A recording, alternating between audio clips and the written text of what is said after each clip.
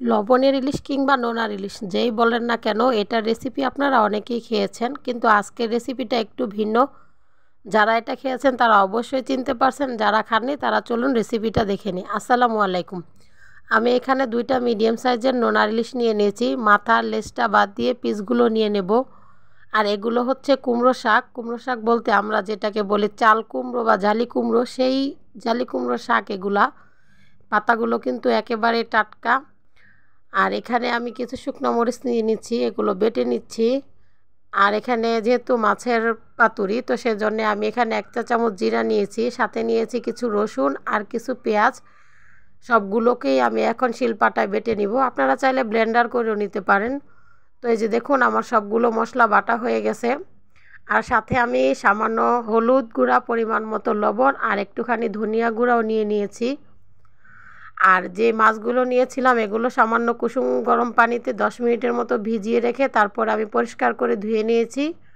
আর এই যে পাতাগুলো, এগুলোকে পরিষ্কার পানি দিয়ে ধুয়ে নিয়েছি।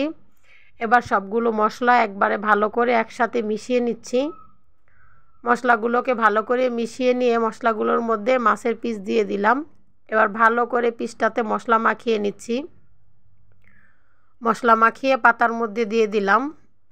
তো একটু একটু করে মশলা দিয়ে পুরোটা মাছ কিন্তু ঢেকে দিচ্ছি।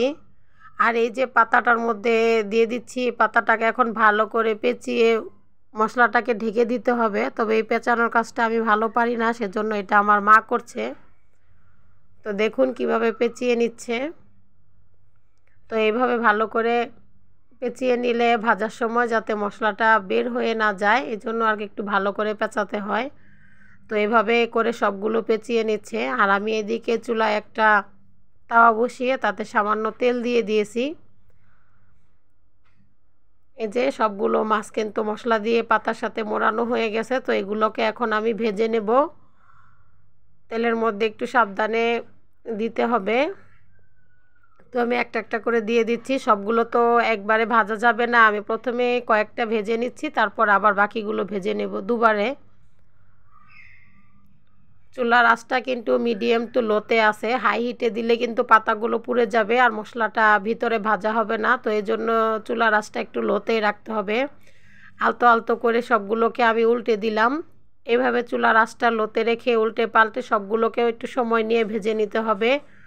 তো এই যে দেখুন আমার কিন্তু সবগুলো ভাজা হয়ে গেছে। এটা খেতে খুবই টেস্টি। যারা খেয়েছেন তারা তো অবশ্যই জানেন, যারা খাননি তারা বাসায় অবশ্যই ট্রাই করবেন।